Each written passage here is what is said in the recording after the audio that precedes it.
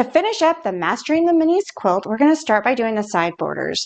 So I've laid everything out the way I want it, and now I'm going to go in twos. So I'm going to start here, and then I'll do twos here, and keep going until I have a full strip. The great thing about going in twos is that I can chain piece. This one right here, since I'm putting my two flying geese together and both the seams have been ironed out, I have put pins where my seams meet so that I can hopefully keep those together and keep those seams nice and even. Whenever you put on borders, you want to make sure you're measuring and pinning them every single time. That way your quilt will not grow. I took the center measurement from the center of my quilt, and that's what I wanted my edges to be. And so now that I have my edges, this one's a little bit on the longer side, and so not a problem. I'm going to ease this right in. You'll see just how this works in a second. And so I have pinned right here in the center right there. I'm going to turn this right sides together, making sure I did try to put my flower upside down earlier. And so making sure that I am with my flower right side up. And now I'm going to pin that center right here. And I'm going to go ahead and pin my ends. It's okay if I have just a little bit of extra fabric underneath here. I'm going to put that toward the feed dogs. If you put that extra fabric down toward the feed dogs, pin everything really well, everything is going to be just fine. So what I do is I do middle, middle, middle, and this is with every single border that I ever do. I just did a class this past week and made those students measure every single border. It makes for such a nice squared quilt in the end. Sort of feeling a little extra fabric underneath there, so I'm going to move that over just a little bit. If you have a quilt that needs to match up your seams, then by all means, that's what you need to do. I got lucky. Okay, so now I've got my center going to my end, and I am going to stretch that out just a little bit, and then pin middle, middle, middle. So I'm starting with this middle, going to this middle, and then I'm going to do this middle. And let me just see how we're doing. So right here I have a lot of fabric, so I'm going to repin the middles over here just so that I can ease this in a little bit more. There we go.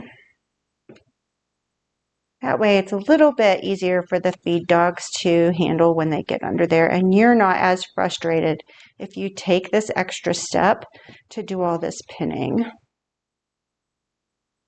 All right, let's sew. So I'm placing all this extra fabric side down here underneath those, on those feed dogs, and those feed dogs will work their magic and bring that fabric right in. I'm still using that 1/4 inch, and you see how I've rolled my quilt up so that it's going to be easy to just let that machine pull that fabric right in. I'm not pulling, I'm not pushing, I'm just going to let the machine's feed dogs do the work. The larger the quilt gets, the more difficult this part gets.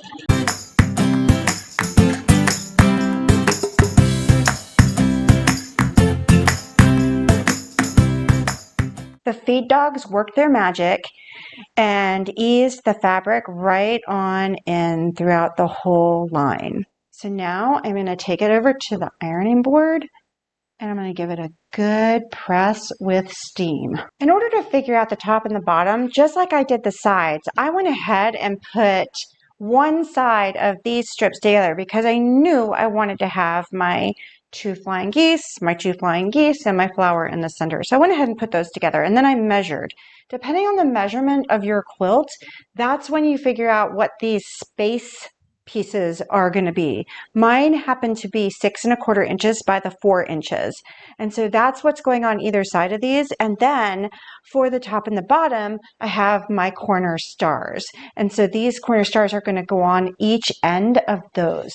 But that's how I started. I started by putting this on and then figuring out the measurement between on the top, and then being able to cut these out. Once these are automatically going to go on because they're the 4x4, so not a problem with those. But getting this measurement right here on the top from the green here is where I was most particular. Now I can lay this out to the end. Everything is squaring up absolutely beautifully. I have my center mark here because I happen to use this particular block for my center. If you have a star block, you will also have a perfect center. And now I'm going to turn that over, matching up that perfect center and doing my middles again so that I can make sure I keep that quilt square. So I always start with the center and then go to the end and then pin in the middle. And I got 2 more middles.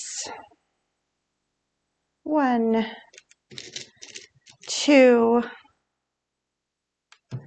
No fabric to ease in on this side, but I am going to make sure that I'm nesting my thing right there. And I didn't get my end, so let me make sure I get my end here.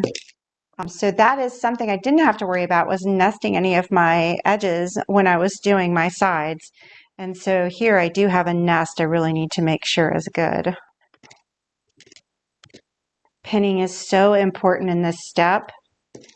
Don't let that fabric grow on you. All right, so over here, like I said before, I do have a nest right here that I'm going to make sure goes in so that it's perfect when it comes off.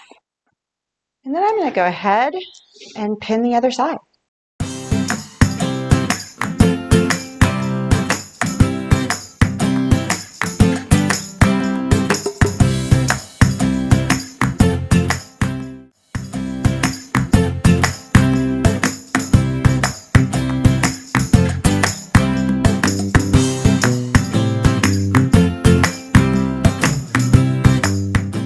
And there she is, the completion of my Mastering the Minis quilt course.